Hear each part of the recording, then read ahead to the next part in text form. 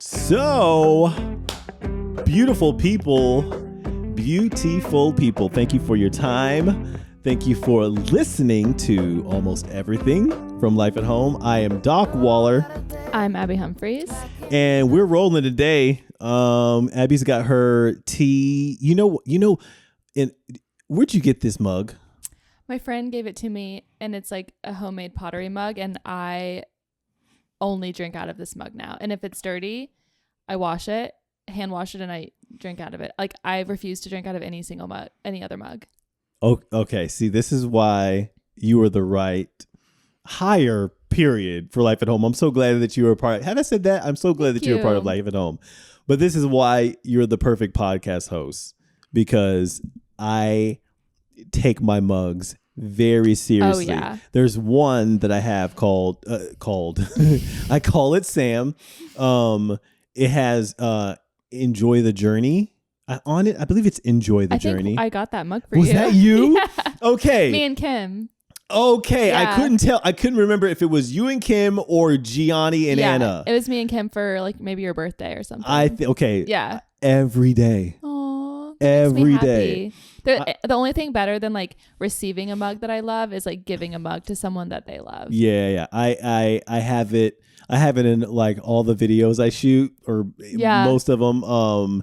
Mugs are very important. I think people need to understand, like, when you give a mug. Oh yeah. You don't just drink out of any old mug. Right. It has to be. Oh, we could have a whole segment on mugs, because so quickly when we were moving, mm-hmm. I have a lot of mugs, mm-hmm. and Caleb only had a set of 4 mugs. They were all the same, and I didn't really like them. And I was like, why do we have 4 of the same mug? Like, we don't need these. So we got rid of 2. He kept 2. One of them ended up breaking. So now he only has 1. You broke that mug on purpose. But we looked it up. Those mugs are like $75 a piece. He got them from a thrift store, and like somehow they're like actually really nice. And he's like, you made me give away these mugs, and they're literally $75. Like for the set, it's like very expensive. How did you stumble on looking them up? Like, why were you? Well, because we were like kind of having a little bit of an argument about it, and so he like did the Google image search just to see like how much they were. You were calling them cheap? Yeah. You were calling them cheap? I was like, you probably got them from a thrift store. Like, I was like, all of my mugs have like sentimental value. Like, they're special. And he was like, well, let's just see, like, how much these mugs would be. Whoa. And then he Google image searched them, and they're like really nice mugs. You said you probably got them from a thrift store. And did he remember that he got them from a thrift store? I can't remember. I think they are from a thrift store. Maybe, yeah. Because I'm saying, if I remembered, that means it's a possibility that they could actually be right, something. And I think that's why he looked it up, because he Anyway. Were they just like plain white? They have like a little design on them, but they're small. And that's my thing is, I like a mug I can do like this with. Yeah. Were they more like espresso kind of? Kind of. Okay, yeah. They're like a small coffee. I like to like a vat. I like a bowl. Yeah. Yeah. Amazon is getting good with mugs, with their ads. Oh, their recommendations. I'm scrolling through the Instagram the other day, and Amazon will do like a slide of like 20 things. Yeah. And the first one was a set of like mugs that kind of look like that. Yeah. And I just bookmarked it. Yeah. And then I slid to the next thing, and it was like some plates, and it was like, yeah, you're like, I need those two. I need those two. I was like, oh God, they know they got me. Yeah. They totally got me. But mugs are really, if I, like I said, at some point, Life at Home is going to be doing like home goods.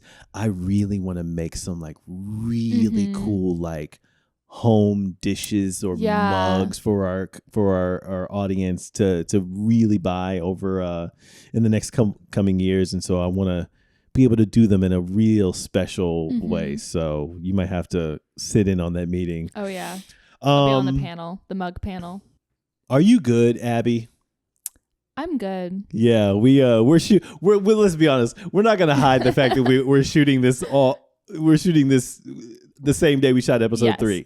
But yeah, I mean, I think I'm still good. Yeah.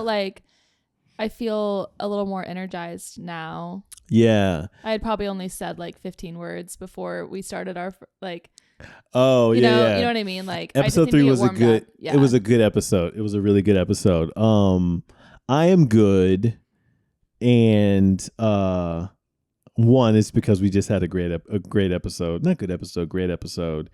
And two, you have a date this week? No, I don't have a date this week.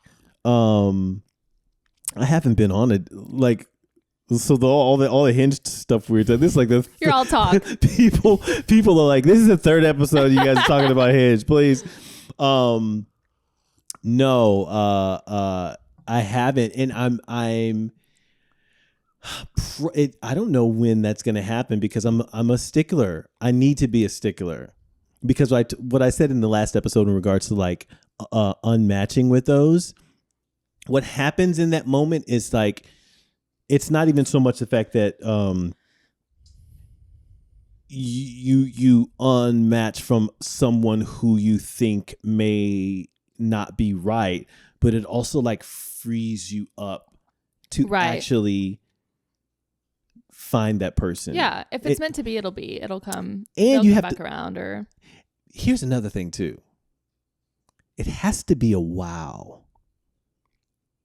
There's sometimes when I swipe through whatever and I see something and I go, wow. Yeah. Like and sometimes it's like and you do it, but like, yeah. Why would you ever do it why would you ever like match or swipe right on someone who isn't a wow? Like, what is that? What if like their personality though makes them turns a nice into a wow? But until you meet them, you might not know. Yeah, but that's not the platform I'm on, though. Well, okay, you know what I mean? Like, there are sometimes people that, like, something about their energy and, like, their physical presence can make them, like, so much more attractive. Or vice versa. True. But I'm also, am I saying wow based on just the look? Do you mean just, like, their profile, like, as a whole is a wow? Oh, I need to be honest. I mean, so dating apps are like they are based on looks. Like it's okay. No, but okay, good. I'm glad you said that. Because I would say wow on the first. Okay, what I just said about the wow was like an initial image. But then I would scroll up to a prompt, and if they don't say the right thing, I'd go, ugh. Yeah. So to me, I'm not doing it just based on looks, but I do want the initial thing, and then you scroll to see the other things, right? Yeah. So anyway, sorry to derail. No, that's okay. I'm just I need to let these people know that this is not a Hinge podcast. We're not sponsored. But until Doc finds a woman, we will be briefly touching on this topic at the beginning of every episode. No, I think I'm good. I'm good because planning is working. I feel ready for the effort of this podcast. You know what I mean? Like we talked about like data and numbers and how long it takes and all that good stuff. The ability to sit down and chit chat does something for a person. Yeah. You know what I mean? It's also just like, I just have to give us credit because like there aren't a lot of people I could sit down and like full on have a conversation with literally no silence. You know what I mean? Yeah. Like that says a lot about us. I really feel like, and just like our dynamic is, I don't know. Like I just kind of realized that when you said that. Well, you know where this comes from. You know where my initial idea of, okay, this, when Life at Home comes back, it needs to have a signature podcast. Who am I going to ask to do it? Well, because we would like yap for like an hour after every session. There it is right there. We had this, if you guys don't know, in our old studio, we had this like big, like high rise, like kitchen table that we made in this like fake kitchen, but operational kitchen. And after the workouts, we would just sit and chat all the time. And it's just like, okay, there was some really cool synchronicity and energy and, you know, those kind of things. And so sometimes you just got to like put a project behind that kind of thing, you know? Sure. There were times I had to like look at the clock sometimes where you were going to. I would have to go to work. And I would have to go to work. Yeah. Oh, God, so hopefully that translates. No. That is going to translate. You have to understand, like, when you start a podcast like this, you have to blindly know that there's a turning point. Not blindly know. You have to trust. You have to trust that there's a turning point. And it's just like I said something like sustainability, but I think it was like a caption I was writing, like the quit in me has died or something like that. Right. If you really think about a lot of professional things like this, or like, doing a startup company, running a startup company as a founder, whatever, it's not so much like angel investors and VCs. They're not putting so much money into an individual that is like just so much different than the other people. Or podcasts like this, are the ones that are successful, aren't so much different. It's really, and this goes for individuals too, who are wanting something out of life. And I'm glad my mind just like kind of turned to this now, because this is important. So I won't necessarily talk about it in regards to this podcast or like the founder of LYFE At Home or whatever, right? But when it comes to obtaining something or ambition or accomplishing something, sometimes all it's about is how long you can stand up against the door until it opens. Now, you have to bring something of quality to the table, right? So whatever it is, this show has to be interesting in some way. We have to have some sort of chemistry in some way. Like, I have to be able to produce a really cool app for LYFE At Home. Something. It has to be quality. Otherwise, you know, you're going to be snatched away from the door by people saying it sucks or not, whatever, right? But opportunity, that's why people say when opportunity knocks, because if you're good enough, if there's some baseline of quality, it's going to knock. Yeah. But 90% of the people give up before the knock. Walk away. And you just have to really stay in it. So it's not always about who's the best. It's about like making the thing that you're working on or getting better at it day by day, and then finding the sustainability or the stamina. Yeah. Professional stamina. Yeah. I was just talking about this last night with some friends, and I said my favorite quote last episode, and I'm going to say another favorite quote. Okay. I love quotes. Done is better than perfect. Yeah. Because so many times in my like professional life, whenever I've worked with people, it's like they won't put something out. They will hold off. They'll wait until they're ready, or it's perfect, or they'll take so long to do something. And I'm like, you just have to put it out. Like, stop trying to make it, because it's never going to be perfect. And like a lot of times the best things are like happy accidents or like things you didn't necessarily plan for. And like, if the best thing you can do is just finish it, like just put it out there. And after a while, like you said, you'll find the stamina and you'll find a rhythm, but like you have to just start and you have to just put stuff out there. I could not agree more. I'm going to test you real quick. Let's see how much you remember from high school. You get what from an experiment? An outcome? True, but it starts with an H. A hypothesis? Yes. Right? So the experiment is out there. It's not here. Yeah. Right? So it's just like you're trying to figure out if it's good or you want something like, but you have to experiment. Right. And it doesn't happen where you're making it. Right. It happens out there. So you got to put it out. Put it out and like let the equation work. You know, so there's so many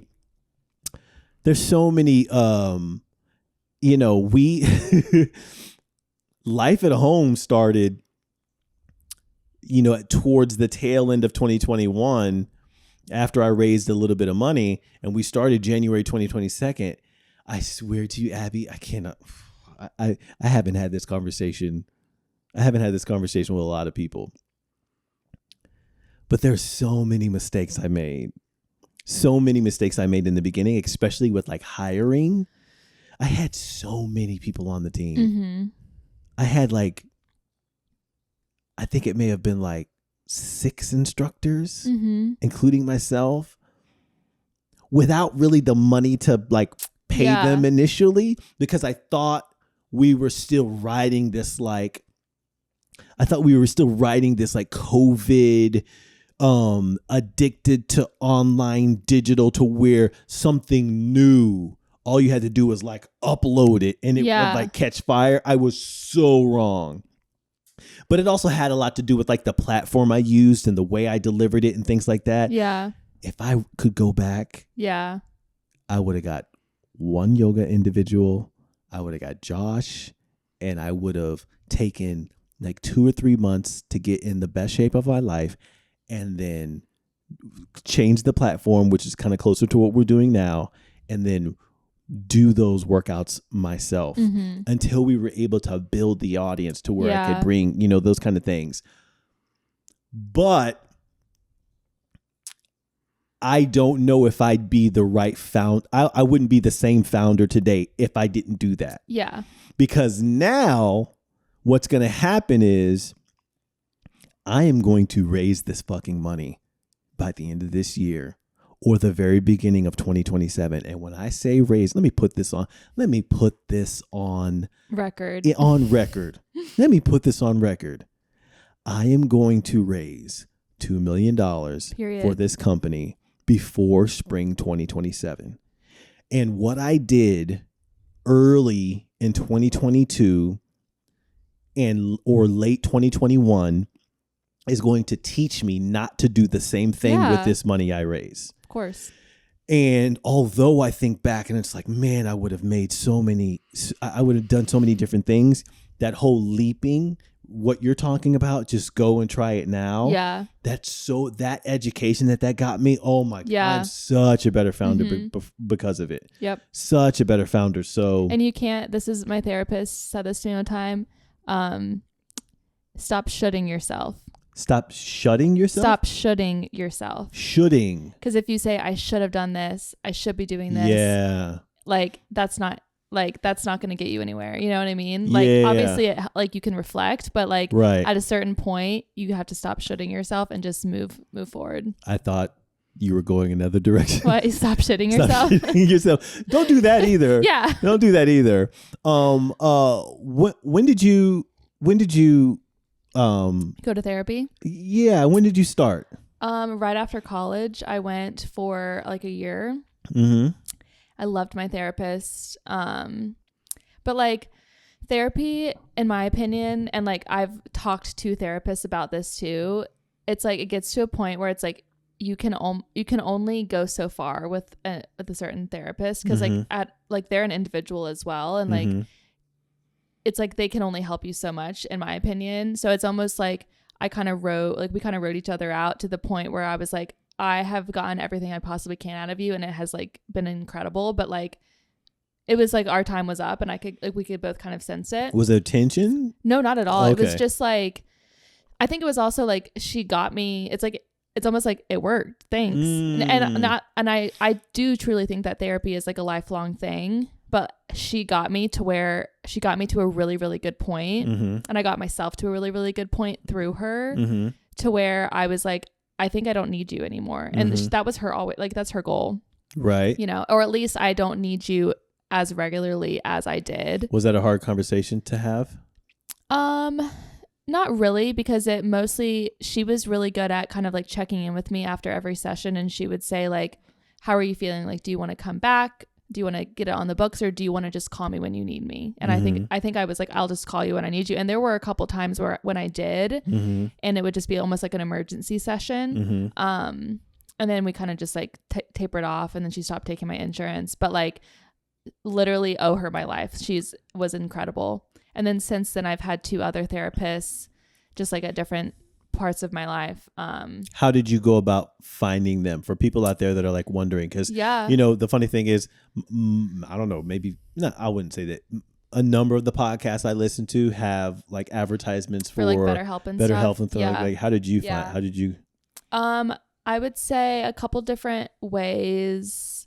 Usually it would be like I would go on my insurance and like search for what they recommend in network. Yeah, like people in network. Sometimes like asking for recommendations from people. The only thing is like I have had a couple instances where like a friend will want the name of my therapist and I'm just like, oh, but like they know about you. You know, not in a bad way, but it's like right. I'm telling them everything about my life and like you are in my life, so of course my therapist is going to know about you. I don't necessarily want you, you know, like it's just conflict of interest at that point. Would your therapist say no? Well, it happened one time. One of my friends asked me for and I gave it to her, and then I was thinking about it and I went back to her and I was like, I'm really sorry, I don't want to like gatekeep my therapist from you, but like I just don't know if I feel comfortable like on either end. Like it might put her in a weird situation. And I asked my therapist, I was like, do you feel comfortable seeing one of my close friends? And she was like, if it's not family, technically they're allowed to, but she was like, I want you to like, it's about what makes you comfortable. So if you feel uncomfortable with it. And so I ended up, but she had a business partner that she had shared an office with. So I just referred her to the other therapist. How did that go over with your friend? She was like, you know what? That makes a lot of sense. I don't really know what I was thinking. Like she was like, I just thought it would be easy to like, you know, you had already vetted her, but she was like, now that I think about it, you're right. That would be kind of weird. So she understood. Okay. Well, kudos to her. Yeah. I love therapy. Did you have any, have you seen Good Will Hunting? Yes. Awesome. Oh, we were about to have a moment. Yes. No, Caleb made me watch that like a year ago. Let me tell I love this man. Okay, it's good. So good. Okay. So good. Did you have a Robin Williams? A moment? No, not a Robin. Did you have a moment? You remember when he said, "It's not your fault, Will"? Oh my God. God, right? Yeah. That it's not your fault. Me. Did you have any moments like I'm not saying that I think all therapy like breakthrough, like oh for sure. Okay. I mean, I feel like, and if you've never been to therapy, I feel like the first appointment is the hardest because at least for me, because it's like I would say there's a 99% chance you're going to cry in your first, just because it's like you get there, you sit down and you're like, oh my gosh, like the next 60, 90 minutes, whatever, I like are about me. And like, I don't have to cater to anybody else.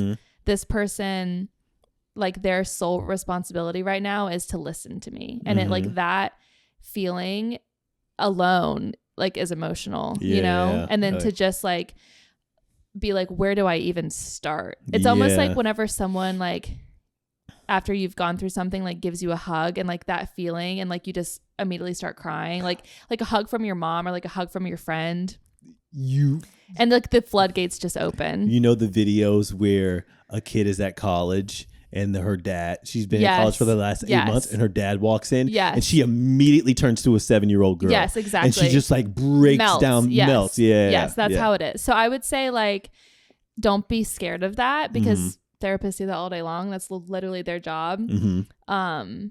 But yeah, the first appointment is just uncomfortable in that regard because you're like, you know, maybe crying for the first time in a long time. So yeah, what a darn good conversation and necessary conversation because I think that there are still so many. I don't know if the stigmas around therapy will ever be completely dissipated or, you know, especially with, you know, men, you know, not feeling comfortable, you know, but I mean, I think there are some breakthroughs in that realm in regards to, you know, more well-known public figures are speaking about it in a way that makes it more of a less taboo kind of a thing. But I think it'll always be necessary to like, talk about how you entered into that relationship or, you know, that kind of thing. So, and I would say just like, you're never too good for therapy. Yeah. Like never, like never get to a point where you think that you don't need it. And I'm like speaking to myself too. Like, right. Like you might, like I said, flow in and out of relationships with therapists and like go through seasons, but never think that you just like always got it. Like you always need that. You need to check in with yourself. I just remembered like how we entered into this conversation, because I feel like being able to do this on a weekly basis is almost like a cheat. Yeah. It's like I get to expunge, or without like having a distraction or anything. It's a good release, because sometimes as a founder, sometimes it's just like you, yourself, and and nothing else. I have my fact. We are at the fact point. We gotta name this segment. We're not there yet. It's gonna take us a while. We gotta find the right. We can't just like name it a shitty title. This is the point where we give each other a fact, and we see whether or not the other person has heard about it. I think you went first last episode. I'll go first this time. People are starting to treat their brain health with the same intensity they treat their glute gains. This includes nootropics, cognitive supplements, and brain-tailored foods to support focus and mental clarity at different life stages. 1 in 4 people currently report that they feel they have no idea how to actually look after their brain health, leading to a massive surge in mental fitness training and biofeedback tools this year. How important, like, is brain health a thing for you?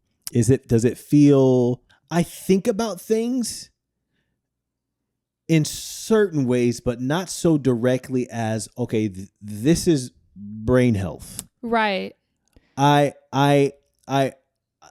I'm not watching certain things because I don't want it on my mind. I'm not, maybe I think about brain health when I'm buying organic or buying whole foods, or, but I don't know whether or not specifically the idea or the topic of brain health. I think maybe it feels more of like, just like general self-care. Yeah, or like an added bonus to other things that you're doing. Yeah, or like peace of mind. I mean, I've heard nootropics. Is nootropics the brand, or it's a thing? I think I don't know. We'll have to double check. I do. So like, and when I think brain health, I think like, and I know you do like word crosswords, word searches. Yes. Every single day. Like that's kind of what comes to my brain is like Sudokus or like those types of things. Right. Okay, good. Yes. Now I'm glad you brought that up. Go ahead. Yeah. Like brain teasers. Yes. So we used to do like every night before we went to sleep, we would do the New York Times games. So, and I would love to start doing that again, because that was like a fun little thing that we would do together, me and Caleb. I would say for me like programming my Pilates classes every week is such a puzzle, because it's like, each day, each class is focused on a different part of the body. So it's like, okay, I have this blank slate, this blank canvas, and I have to figure out how to work this certain part of the body while also making sure that, it's staying somewhat full body. It feels good. It goes with the music. It's fitting into an hour class. You know what I mean? So it's like it's very much a puzzle. So for me, and I can feel it like working my brain and my body when I'm doing it. Yeah. So I feel like for me that like that box is checked a little bit through that, but I think I could be a little better about just like day-to-day stuff to kind of, I mean, they say even just like switching up your routine to kind of keep you on your toes a little bit can be, having less monotonous. Yeah. Like having tea instead of coffee, like eating something different for breakfast, using like a different burner on your stove, just like something to kind of like keep you on your toes a little bit is good and can help prevent Alzheimer's. Okay. I will say, okay. And again, I don't necessarily know that the subject or the title brain health comes to mind when I do this, but I'm a slow reader. Oh yeah, also reading, duh. Yeah, do that every day. Right? Like I can tell the difference between you, Kim, and me. It's the way you guys kind of I think that there's a certain way that someone like me, okay, so my reading skills, if I'm reading out, okay, perfect story. My advanced placement English teacher senior year, Dr. Hannah, he used to play these like Celtic songs while we did our tests and things like that. And that was one of the first classes where we would have this passage and every person in the room would have to like read like a paragraph out loud. That was my jam. When it came to, if I'm reading it to myself, I will get to the bottom of the page and I would say, what the fuck did I just read? You're an audio learner. I am ridiculously audio, which is why I excel in the theater. Yes. Which is why I was like, I can memorize a 90-minute one-man show and put it on stage and not miss a word. Yeah. But if I'm reading it, I'm like, I need to do that. You're not retaining it. Not retaining it. Yeah. I used to love doing that because I felt advanced. And sometimes while I was reading, I would look up to Dr. Hannah and he'd be like, one of my favorite also, maybe, I don't know, 3-4 years after high school, I went back to one of the high school football games and I went and sat by my best friend and I felt someone was hitting me in the head with like peanuts. And I kept seeing him fall and I'm just like, what? And I turn around and it's Dr. Hannah sitting next to his wife. It was one of the proudest moments to where, because this was like my Robin Williams of Good Will Hunting. Yeah. And I said, I look back at him and his wife is smiling. I said, this means I'm your favorite teacher, right? He goes, oh, no, I said, this means I'm your favorite student, right? And he goes like that. Man, that feels so good. But I could talk about that all day long. But I can see the difference in how you and Kim kind of like process conversations and things like that, and your personalities fit more of it. Your personalities to me say good reader. Thanks. And it really does. It really does. And sometimes I don't know. Have you been to Greenville before? Yeah. Okay. Have you been to the waterfall? Mm-hmm. So the office that I work at to fund LYFE at Home is literally like right there. Yeah. I could like throw a rock to it. So in the mornings I go over there, I put I'll park my car next to the office and I'll walk over there and I'll do like maybe 20 minutes of reading right there. And it just feels like when I read, I really want to enjoy it, but I'm just like, I hope I get better at it. Yeah. I'm reading it because I want speed and I want to like I know it's working. Sometimes I'll get like a good 2 or 3 pages and I got it all. Yeah. And I felt like, ooh, that was a good set. Almost like a good set of curls. Yeah. You know what I mean? Yeah. And so I want to be able to get through a whole book. You're like lost in it. Yes. Yeah. Yes. That's a good feeling whenever you're like reading and you almost are like, like you have to like come up for air. Yes. And you slide the bookmark in there. And the only thing you can think about for the next 2 days is picking it back up and getting the next couple pages. That alone, I feel like if we're talking about brain health, like if you can stop scrolling on TikTok and pick up a book, like you won the day. Like that is so people need to read more, dude. It's so simple. Yeah. But and you feel so good about it. Like it's just such a good habit. It really is. It's a good habit, but it's also something that we're not doing. Yeah. We're Abby. These kids aren't reading. Right. No. These motherfuckers are not reading. Have you listened to, there are podcasts that I listen to where the guests have to read and not the guests, but the hosts have to read a blurb or something. And I'm just like, they're like stumbling over their words. Yeah. So I'm not, and these are people my age. Yeah. Right. And so these young adults, it is, when I say it is, we're talking about brain health, right?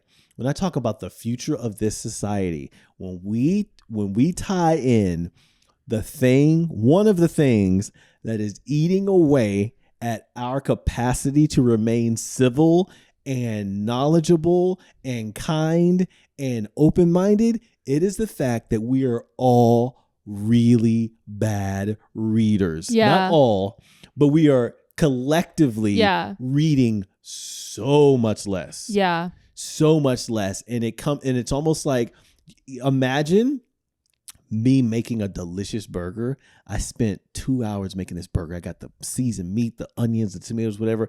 I cook it. And 10 years ago, you would just sit here, you eat it, and it's like 30 minutes. You'd be like, Doc, that was so good. But now you're only able to eat this much of it because your appetite or your capacity to even enjoy or it's like you're missing out on a whole world if you're not. And like, I have a little mini recommendation for reading.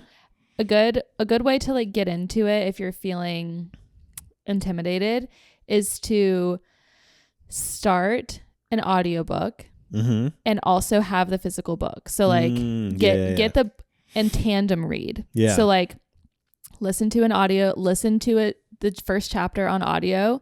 Then when you pick up the book, you've already started the book. So you're not cracking it open and like you get to skip through a whole chapter because you've already listened to it. So you immediately get a win. Yeah. And so then you can go back and forth, like listen to a chapter, read a chapter, listen to a chapter, read a chapter.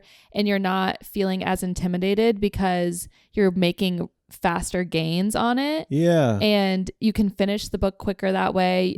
And it just like, if I'm in a slump, that's what I do. Or if there's a book that I'm having a hard time getting through for whatever reason, I'll get it on audio and I'll tandem do it. And then it's a great little hack. I've talked to a lot of people that do that too. That's really interesting. It's almost feels like the reading is the work and then the audio is the reward. Yes. Reading is the work. Yes. Audio is the reward. Yes. And so awesome. It's like constantly like giving you that dopamine hit every time you go back to the book and you're like, oh, I can skip through a whole chapter because I already read it, already listened to it. But it's also not dopamine of social media stuff. Right, exactly. It's the good dopamine. The good dopamine. That's the name of the episode. I knew you were gonna say that. Oh, we're okay. We are all dopamine. We are in flow right now. That is so good. Good dopamine. Okay. And that ties into brain health. Yeah, for really, sure. really well. I love that. Okay, let me open this. Oh, your fact. Wow, my fact is not That's okay. Not going to be as thought provoking as yours. That's all right. It's about vastness again. Oh Lord. This one is because we talked about the ocean last episode. Yep. And the vastness of the ocean. And another thing is the vastness of space, which also freaks me out. So this fact is it would take more than 800 years to fly a plane to Pluto. Stop it. Yeah. Isn't that crazy? Stop it. I mean, I'm gonna fact check it really quick because I did see it on Instagram. Say that again. It would take more than 800 years to fly a plane to Pluto. How long would it take to fly? What did you just look up? I just typed it in and the AI says yes, that statement is on correct. Google Chrome. Yeah. More than 800 years. That's maybe up to 817 years. Okay. 750 years. Yeah. That is insane. Okay, so like that freaks me out. You saw what Obama said the other day, right? About aliens? Yeah. Do you believe since it takes 750 years for a plane to reach Pluto, that's just Pluto. Yeah. That's not the vastness of the galaxy. Right.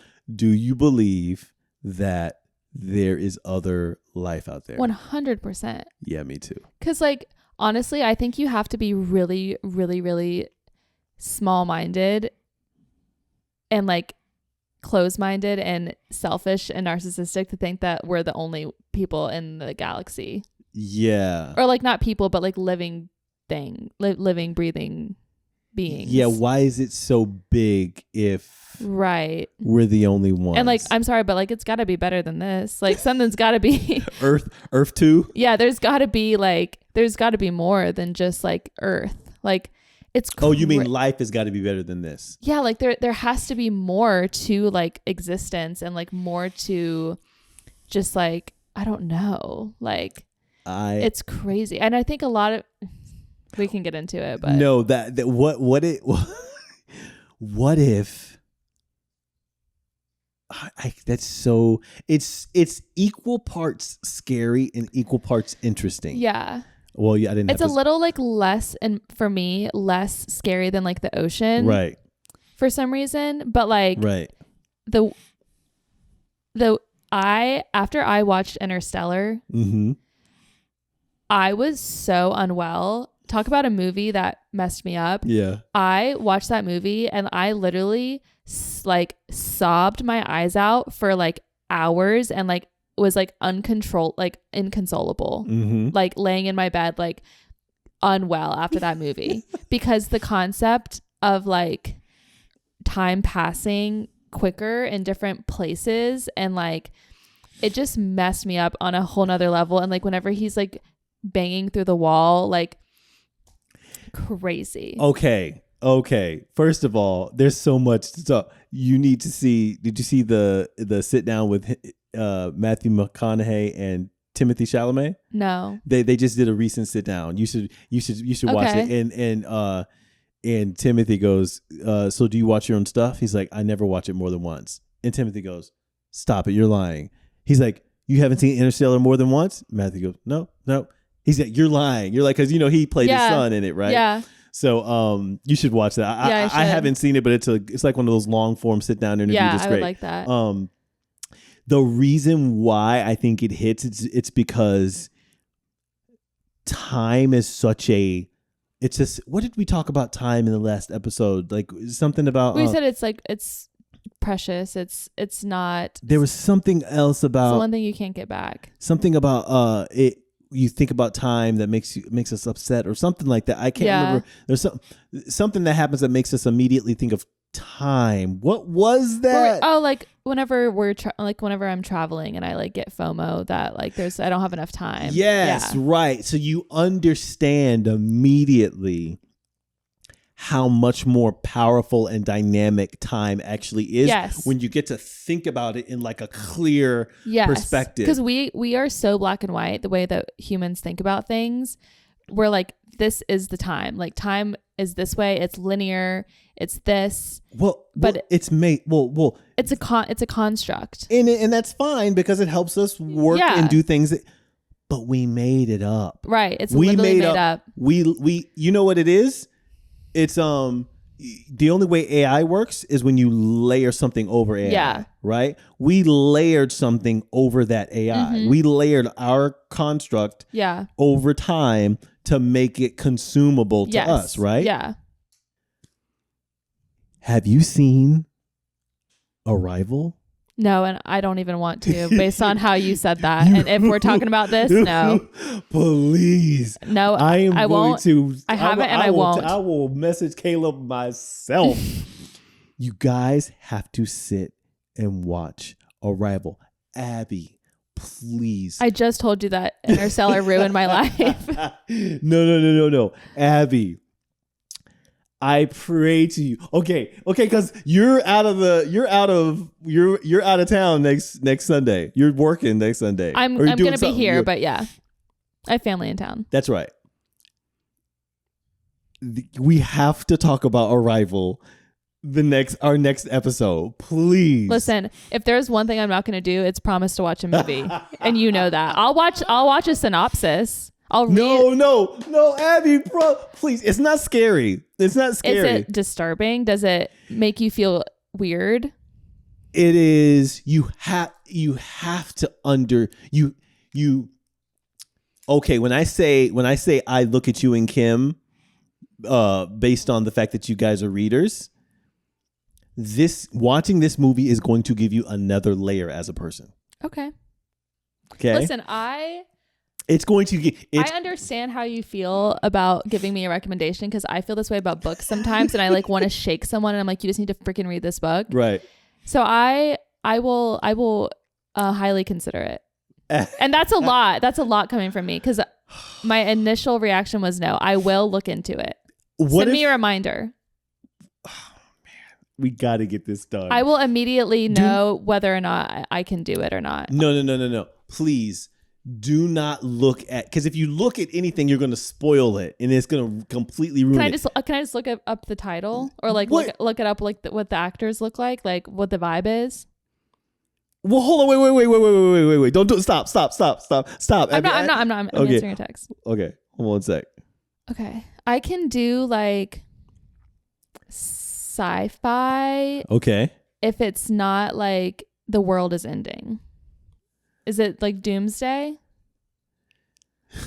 I can't do Doomsday. This is so funny. Abby. I love the way it wraps up.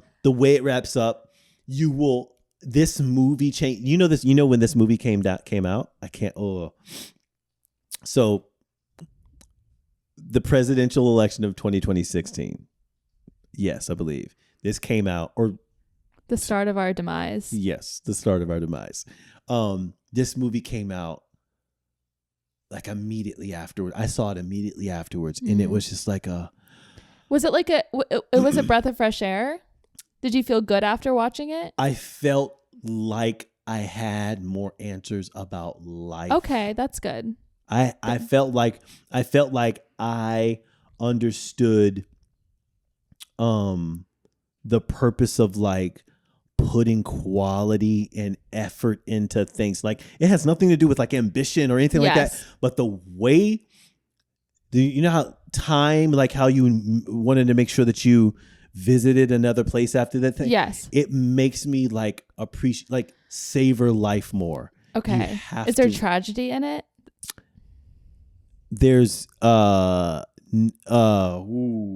can't, that's my thing is I can't watch tragedy.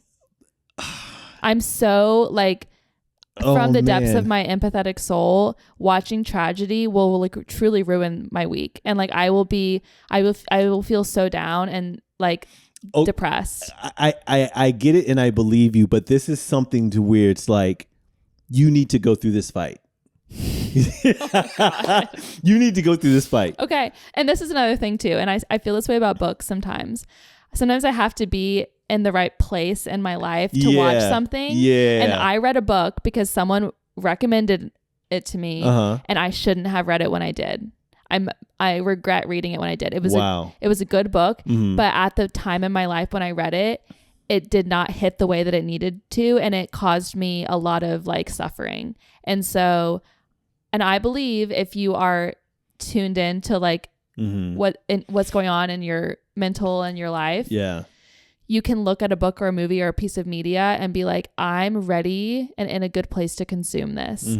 So what I will do is I will watch the trailer, and I will decide if I am in the place to watch it. And I'm not saying I won't ever watch it, but I might not be in the place to watch it right now. Okay, that's the compromise. We're in a fight right now. Okay. Let's. Okay, I was gonna make you watch the trailer right now. Okay, moving on. Sorry, I'm like, if I ask Caleb to, we have a voice note. But I think we like listened to half of the voice note already. This was from Anna from last week. She had a 2-parter, and the first parter was, who would you have dinner with? And she even said it's a cliche one. Who would you have dinner with? She said alive or alive, but she meant dead or alive. Yeah. I'm going to switch up the question. Okay. Who would you want to have in your life? Who would you want to have a do-over dinner with? Ooh. Dead or alive or just alive? Well, it can be dead or alive. Okay. Meaning like something happened and you would want to have a dinner to kind of get closure on something or have a conversation or get more information out of the situation. Yeah. Is there a dinner like that you would want to have? I haven't answered. Do you? Okay. Go. So, did I ever tell you about my high school girlfriend, Allison? I think so. Yeah. Actually, really? Yeah. What did I say about it? I just remember that name. Okay. So I met Allison when I was a junior in high school. And we were dating, I think, consistently up until like maybe high school graduation. I honestly can't remember. I positively cannot remember whether or not we broke up that summer before I became a college student at Auburn University. And the only reason I say that is because when I was at Auburn, and the only reason I'm not officially and like unequivocally saying we broke up is because if for some strange reason she saw this, I wouldn't. You want to leave room for her side of the story? Yes, or I don't even know if it's her side of the story. I want to leave room for the possibility, for the facts, right? Yeah. But when I was at Auburn, I had this like incredibly romantic experience with a young lady named Iris, and just like it was like one of those things that all young men should experience, like fall like real head over heels love. And then I had an equal experience with a young lady named Rory, and Rory and I, like, we dated for on and off for quite a long time. And the reason why I bring both of those up is because there's no way I could do that. And it wasn't even sexual. I didn't have sex with either one of these, but I wouldn't have had these moments and like gone home and like called my girlfriend. I'm not that type of dude. I was not that type of creep in high school. So I can't remember, but I believe we like broke up over the summer. Yeah. I drop out of college a year into Auburn University, and I go into the Air Force. Rory and I, like right when I left, she was crying. She was upset because I was dropping out of Auburn. I wasn't there. And what we had was, I remember like she was crying. I remember being in her room and she was backing into the corner crying because she was mad that I was leaving. Mm-hmm. When you get into basic training, you don't get to make calls or anything. So maybe like a week and a half into basic training, I'm writing letters. Mm-hmm. I write a letter to Rory. I write a letter to Allison. I mail them both to Allison. Yeah. Oh, no. And there's no phone calls back. So maybe like a week after, it's mail call, and I get a letter from Allison. And I open up the letter, and I'm literally on my dorm in the Air Force basic training dorm, and I open it up, and she's like, "Daniel, it's really," I go, "My real name is Daniel. It's really great to hear from you, blah, blah, blah, blah. I'm just wondering why I got a letter addressed to this girl named Rory." And imagine being in a place so like shocking to your system as basic training, and the only tie like you really had to the outside world breaking in your hand. I was like and you can't even like call them to like call her to like explain it. No, you get like I don't think you get like call freedoms until like later down. shocked my world. Many, I think maybe like, I can't remember when it was, but like a year later, maybe Allison like agrees to like meet me or something like that, which is probably why I believe that I wasn't cheating on her. I broke up because she was willing to, you know, but it still hurt. Yeah. You know what I mean? Like because I'm sure I was saying things romantic, you know, that kind of thing. But it wasn't like,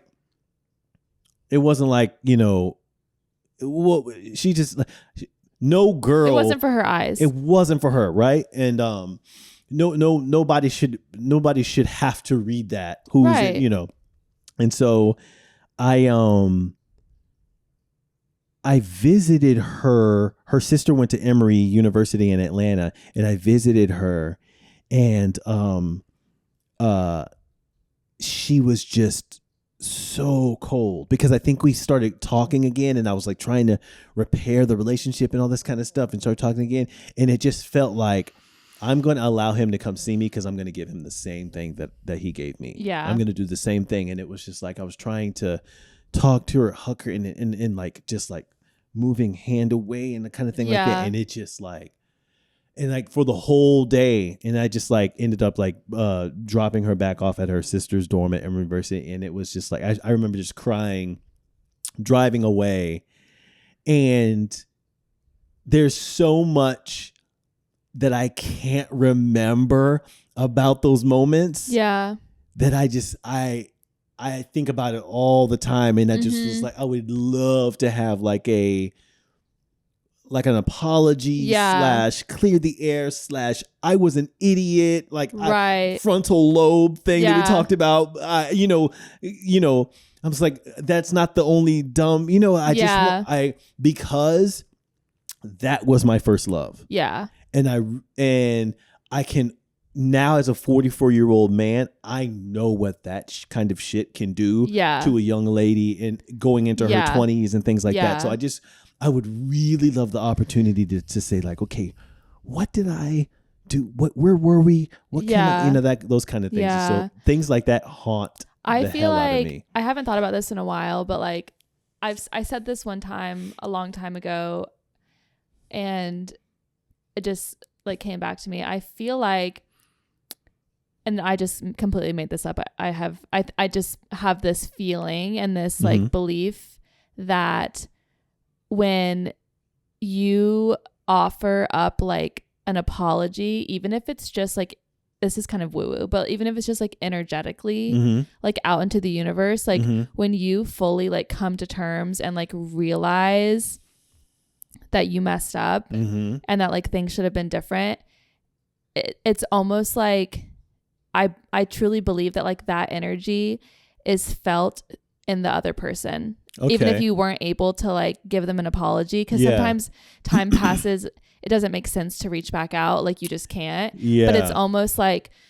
the moment that you fully accept responsibility for something is the same moment that they forgive you. And like I think that those things can energetically happen simultaneously without any interaction actually happening. And I don't think that gives you the excuse to like not be accountable. That's not what I'm saying. It's more so that just like everybody has regrets. Everybody has like done someone wrong, and like it definitely hangs over them and like eats them alive. And I think at a certain point, if you have like forgiven yourself and like accepted full responsibility for something, you just have to believe and trust that that person feels that from you, even if it's like from a distance.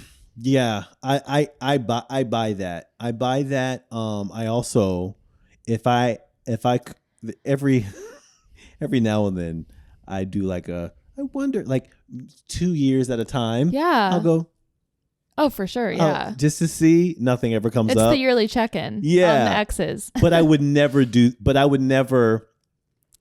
I think it would be 10 times creepier. Right. Yeah. To be like, hey, you know that thing? Yeah. 20, you know, I would never do that. Because time also heals, and yeah. She probably has a husband, you know, all that kind of thing. I wouldn't even think about it, but it's like that John Mayer song, Dear Marie. Do you know that song? Dear Marie? Uh-huh. What album is that on? Oh, I don't know. It's not the earlier stuff. No, it's like mid. Okay. Okay. You should listen to it on the way home. You'll get super emo. Oh god. It's like the lyric is, Dear Marie, I'm the boy you used to love when you were 15.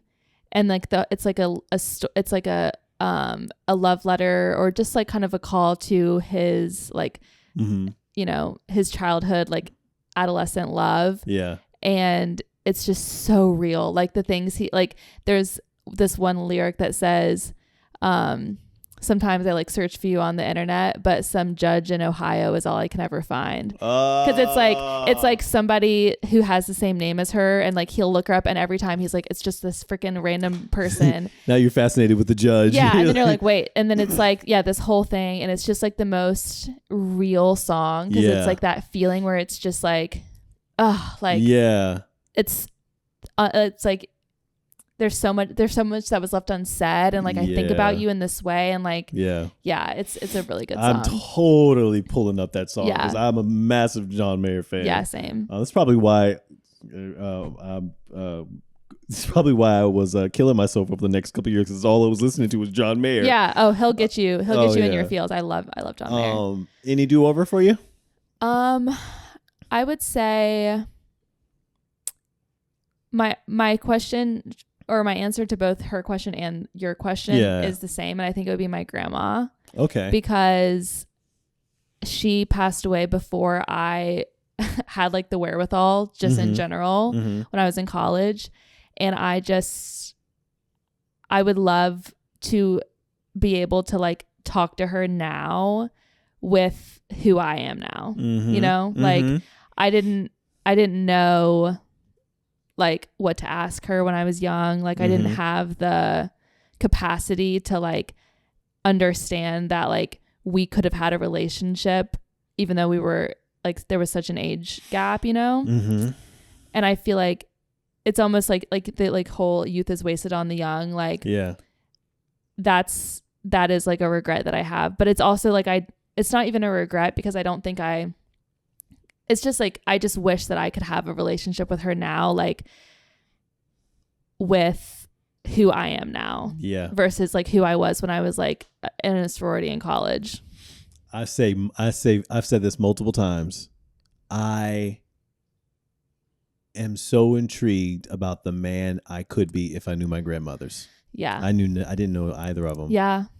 She's the only grandma that I knew, because now I feel bad talking about a damn little girl. Well, no, I feel like most people would answer, and I mean, I have an answer like that too. I'm just not going to get into it. You just like, I'm just a better person than you. No, I just like I think people, these are two common answers, or like similar. It's either like someone that passed away that I wish I could connect with, or like a regret. A regret. Yeah. From like a romantic relationship. Oh man. All right. Abby's a better person than me. Stop. No. Okay. So now we move into our closing, which is almost nothing, which we do we give either a recommendation, or a personal win, or a tiny delight. Is that right? Yes. Okay. What you got? Okay. So I think I'm going to do a personal win. Okay. Because I haven't done that yet. Yeah. I've been doing like the recommendations and tiny delights. So my personal win is that I went on 3 long walks this week. Wow. And I like, my thing with walking is like, I know it's good for me, and every time I do it, and like I feel so good, and I'm glad that I did it. But it's like, I have a like mental block about it sometimes. Like going to a workout class, can do it at any moment, never like think twice, don't want to do that. Even doing a workout at my house, like, but some reason like getting out and going on a walk is like harder for me, because I think it requires me to like not be distracted. Whereas when I'm in a workout class, I'm focused, someone's telling me what to do. But like on a walk, it's like, oh, I'm going to be alone with my thoughts. Like that's hard for me, I think. It's not even like the physical part of it. So, but yeah, like the weather was nice this week and I went on 3 mile or more walks. And like, that's a good mental distance. Yeah, for sure. And like, it felt good and I need to do more of that. Cause I mean, during the summer, like when the weather is nice, I can walk every day, but like if the weather is not great, I have a hard time with it. So yeah, that's my personal one. I like that. Walks have been massively a part of like my wellness, like steps.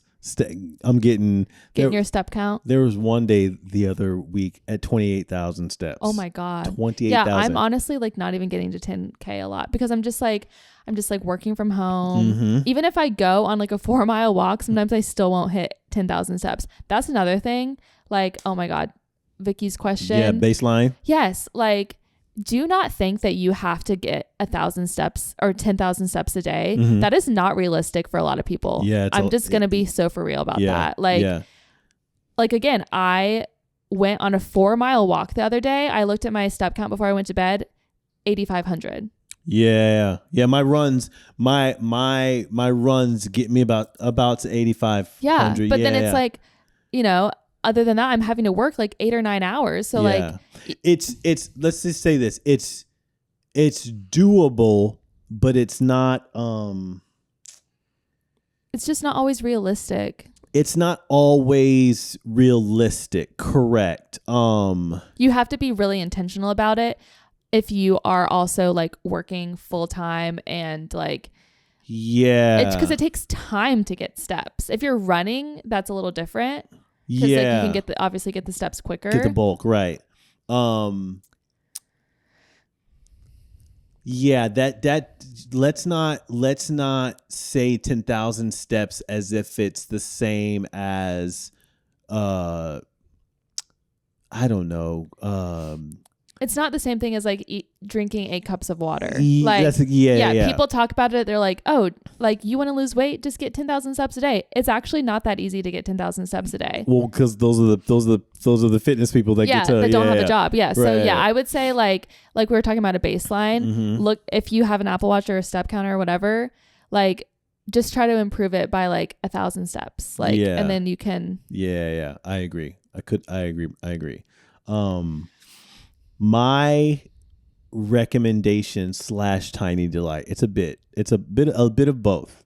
It's eye contact. Ooh. Eye contact, meaning like when you go on those walks that Abby talks about. I'm just not the type of person that sometimes I'm just like, I'm not looking away from.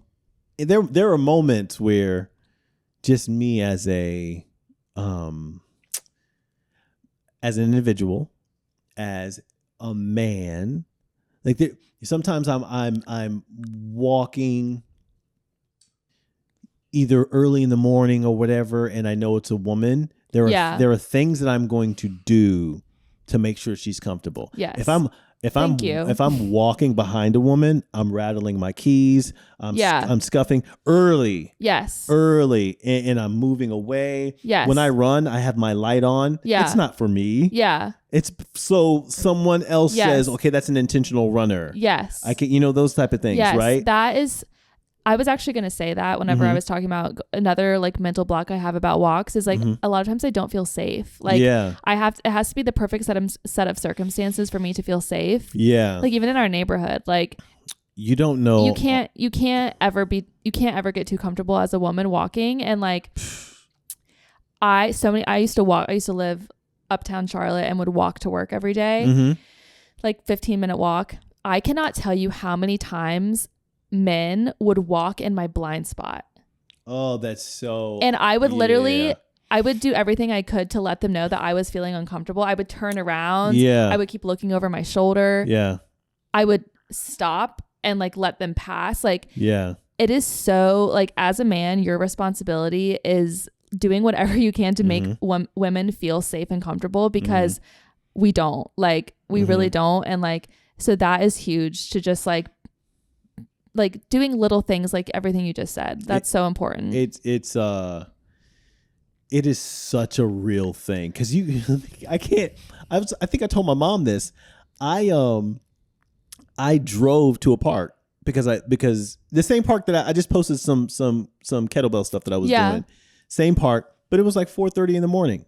Completely dark. I just needed some pull-ups. I put my phone down. I turned my light on my phone and I turned it around so it could like shine in that little area. There's no lights there in that part.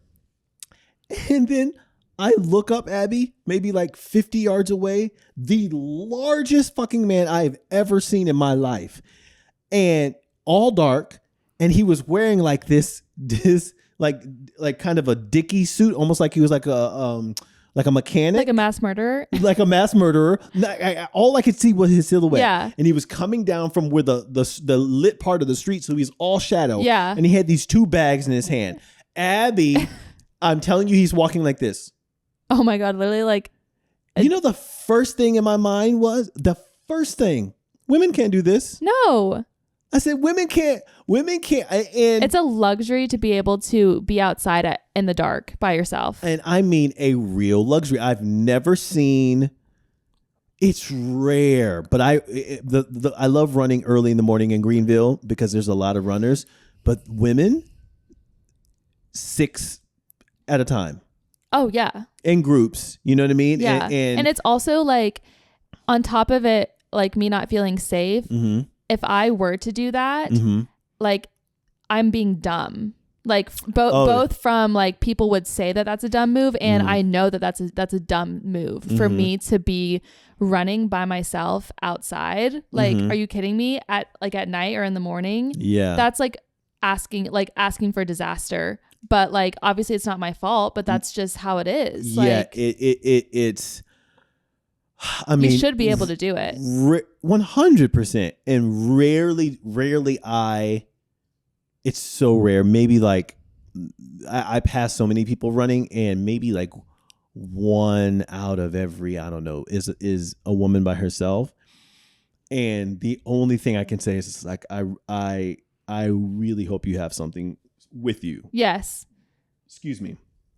I just say, I really hope you have something with you, or even before that, like I hope you're safe, right? You know what I mean? You know, I hope that a man doesn't choose to make a bad decision. Yeah. You know, and so and I will say that Greenville, let me just say this while we say Greenville is probably the best walking/running city I've ever been in. I love that place. It's so fucking incredible. Yeah, like so great. Like sometimes it's almost like biking too. The Swamp Robert Trail. Oh my gosh, it's almost like an embarrassment of riches. And I'm just running, and I'm just like, yeah, I can go. There's like 3. I can pick 3 or 4 different trails I want. My aunt and uncle live there, and they literally they just hiked the entire Appalachian Trail. Really? But like their love, at least I think, for like walking, like I mean it's like the Mecca for like in North Carolina. Like it's so good. Yeah. So many trails. Yeah. So if there's anything that makes me